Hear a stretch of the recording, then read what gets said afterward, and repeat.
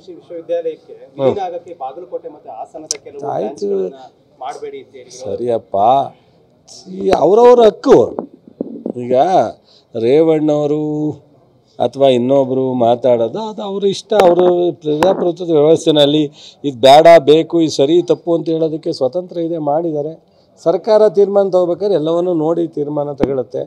ಈಗ ಅವರವ್ರ ಆಡಳಿತ ಮಾಡೋನಾಗ ಕೆಲವೆಲ್ಲ ಬದಲಾವಣೆಗಳಾಗಿರ್ತವೆ.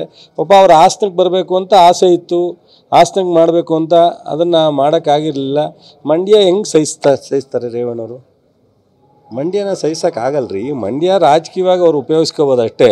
ಮಂಡ್ಯಕ್ಕೆ IIT ಬರಬೇಕಾಗಿತ್ತು KRSಗೆ, ಅವ್ರು ಹಾಸನಕ್ಕೆ ಕೇಳಿದ್ರು. ಅವಾಗ ಅದು ಹೋಗಿ ಧಾರವಾಡಕ್ಕೆ ಕೊಟ್ಟೋಯ್ತು, ರಾಯಚೂರಿಗೇನೋ ರಾಯಚೂರಿಗೆ ಹೋಯ್ತು.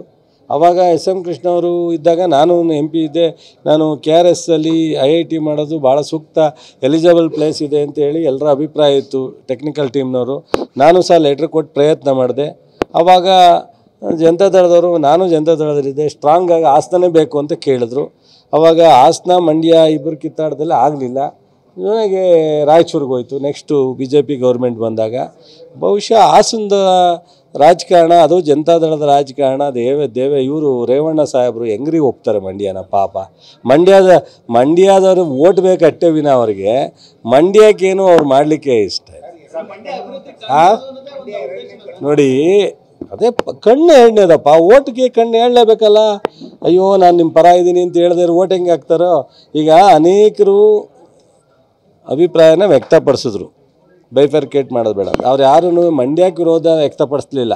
ಆದರೆ ಇವತ್ತಿನ ಇಂಟಿಗ್ರೇಟೆಡ್ ನಾವು ಸಮಗ್ರ ಕೃಷಿಗೋಸ್ಕರ ಇಂಟಿಗ್ರೇಟೆಡ್ ಯೂನಿವರ್ಸಿಟಿ ಆಗಬೇಕು, ಆವಾಗ ನೀವು ಮಂಡ್ಯನೂ ಮಾಡಿ ಅಂತ ಹೇಳಿದ್ರೆ ವಿನ ಮಂಡ್ಯ ಬೇಡ ಅಂದಿಲ್ಲ ಭಾಳಷ್ಟು ಜನ.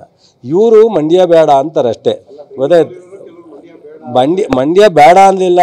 GKVKನೂ ಇಂಟಿಗ್ರೇಟೆಡ್ ಯೂನಿವರ್ಸಿಟಿ ಮಾಡಿ ಅಂದರು. ಅದಕ್ಕೋಸ್ಕರ ಇನ್ನು 2 ದಿವಸದೊಳಗಡೆ ಒಂದು ಕಮಿಟಿ ಮಾಡ್ತಾಯಿದ್ದೀವಿ.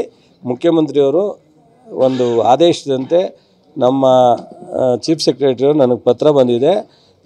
ಎಲ್ಲ ಯೂನಿವರ್ಸಿಟಿನೂ ಯಾವ್ಯಾವುದಕ್ಕೆ ಇಂಟಿಗ್ರೇಟೆಡ್ ಮಾಡಬೇಕು ಅನ್ನೋದ್ರ ಬಗ್ಗೆ ಒಂದು ಕಮಿಟಿ ಮಾಡಲಿಕ್ಕೆ ತೀರ್ಮಾನ ಆಗಿದೆ ಕ್ಯಾಬಿನೆಟಲ್ಲಿ. ಅದನ್ನು ಮಾಡ್ತೀವಿ, ಅದು ಸಪ್ರೇಟು. ಇದು ಮಂಡ್ಯ ಯೂನಿವರ್ಸಿಟಿಗೆ ಪಾಪ ರೇವಣ್ಣವ್ರಿಗೆ ತುಂಬ ಥ್ಯಾಂಕ್ಸ್ ಹೇಳಿ.